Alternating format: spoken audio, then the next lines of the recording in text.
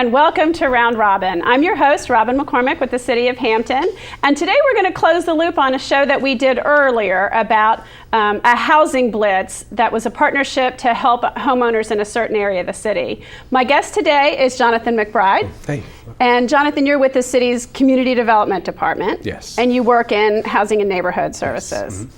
Mm-hmm. And you came on here with, I think, with a representative from Habitat a couple of months ago to talk about a housing blitz.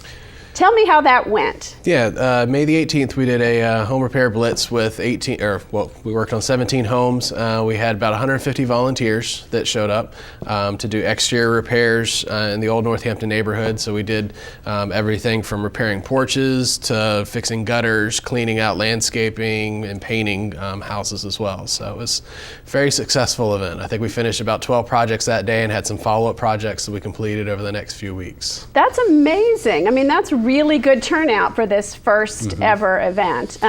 What did you hear from the volunteers who showed up? They had an excellent time. We had several military folks that showed up. It was probably one of our largest groups, came from Langley Air Force Base, and so a lot of opportunity to give back in a community that they pass by very often on the way into the base. Oh, right, because that old Northampton's kind of along King Street there. Yeah, and so we actually had a couple that came out. He worked for the Air Force and he brought his wife along and they did some work together, and just a really good opportunity, as well as some of the ongoing Habitat volunteers that they normally get that just love to give back in projects like this. All right, and what did you hear from the homeowners? Excellent. We had homeowners actually out there the day of helping out, picking up paintbrushes, helping stain porches and paint the sides of their house as well. So they were able to work alongside the volunteers and just really have a sense of ownership and relationship with those that are helping out the neighborhood. I think that's nice. I saw some pictures of a couple of the homeowners, maybe a lady with a paintbrush, and I thought to myself, her porch was a project that there's probably no way she would be able to do by herself, but she could contribute as part of that bigger picture. She actually, that homeowner was actually had some of her family members there. Her kids and grandkids helped alongside the volunteers as well. So it's just a really good project overall. You know, it's an overwhelming thing when your home is in a little bit of disrepair. And for some people, just getting a handle on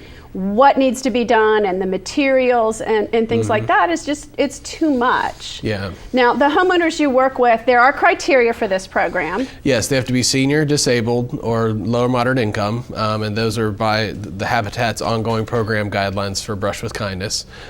So we work with them to do the application process, and so the homeowners are screened through the Habitat program for qualification for the program. That's great. This is a little bit of not unusual maybe, but an interesting partnership where the city has one of the roles and Habitat, and then the third party is the Housing Authority. And the Housing Authority was excellent. They actually worked with the contractors that do a lot of their rehabs, volunteered a lot of their time that day to do some of the team leads for the rehab projects. Because you do need someone. I mean, I can come in and pick up a paintbrush, but if somebody knows what needs to be done or deals with the more technical construction details, that's helpful. And we had a great set of team leads. We had about 7 different project coordinators, and they just, a lot of them gave of their own time. They also pulled crews off of paying projects to be able to help make sure they had skilled labor at the sites. That's so wonderful. Just the commitment from them was just amazing.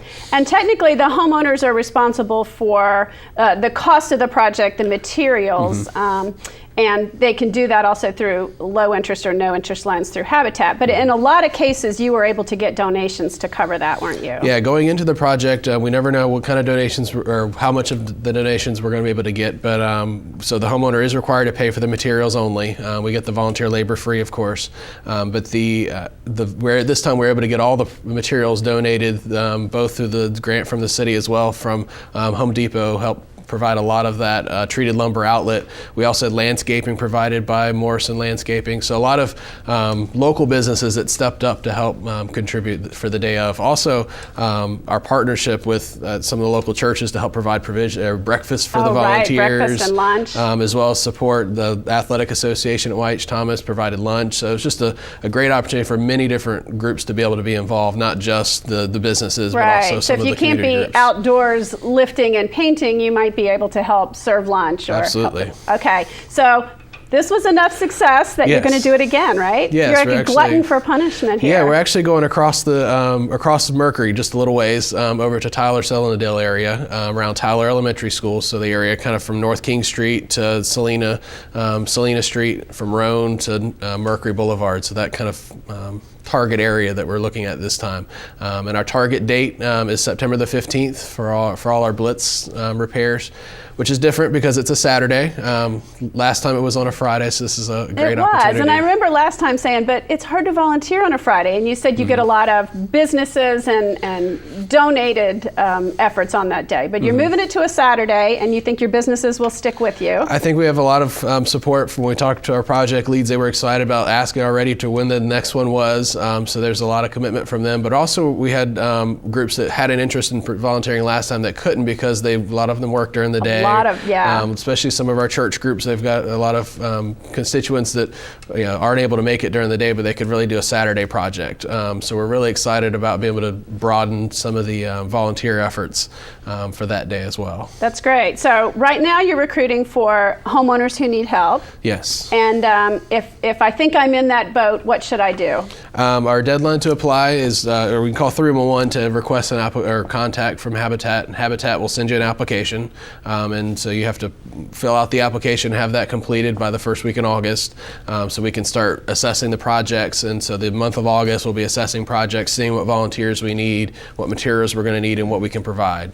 So then the homeowner basically has to get that application in as soon as possible so we can get that process started. Right, because it takes a while, I would assume. Okay. Now, if I'm just a normal person who thinks maybe they could pick up a paintbrush or do some weed eating or some unskilled labor on that day, what would I want to do? You can call 311 and ask to volunteer for the day ask for the volunteer on the Blitz, and they can take your information.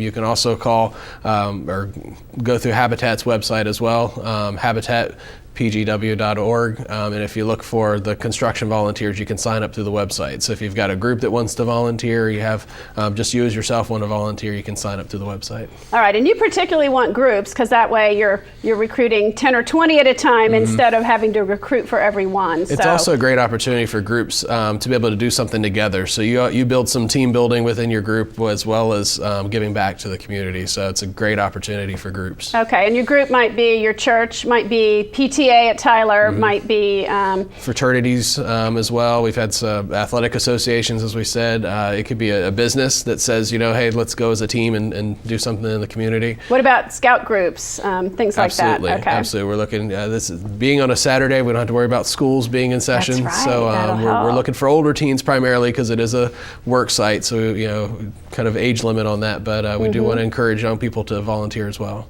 Well, that's wonderful. And Jonathan, tell me how it felt to you. I know you were actually running the administration rather than working a paintbrush, but what is it like to be able to be hands-on in a community and helping an individual? This is a really amazing opportunity for Hampton.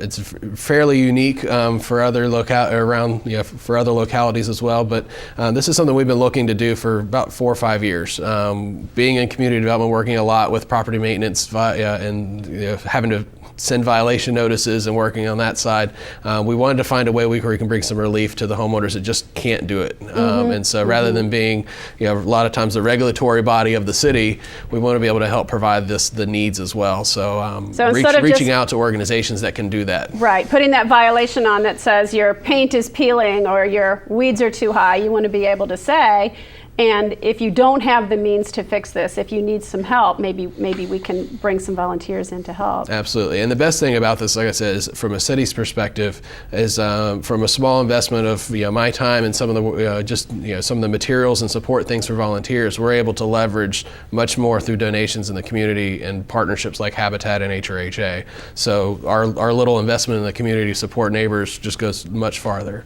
That's great. And can you recap that date for us so people can put it on their calendar? calendars? September the 15th. It's a Saturday. We'll start at 8 a.m. and run to about 2 to 3 p.m. So we're looking for any volunteers that are willing to come and step up. Okay, well that sounds great, and thank you for coming back. And I'm glad the first one was such a success. You know, when you have that under your belt, you can go forward and figure out what works and do it again, and you know, maybe march your way across some of these older neighborhoods in Hampton and help those homeowners spruce things up. Yeah, we're looking to do twice a year, so do one in the fall and hopefully again in the spring. So there's plenty of opportunities. That's great. Well, thank you, Jonathan. Thank you. And thank you. I hope we'll see some of you at the Home Improvement Blitz out at the Tyler Seldendale area. Thank you for watching Round Robin.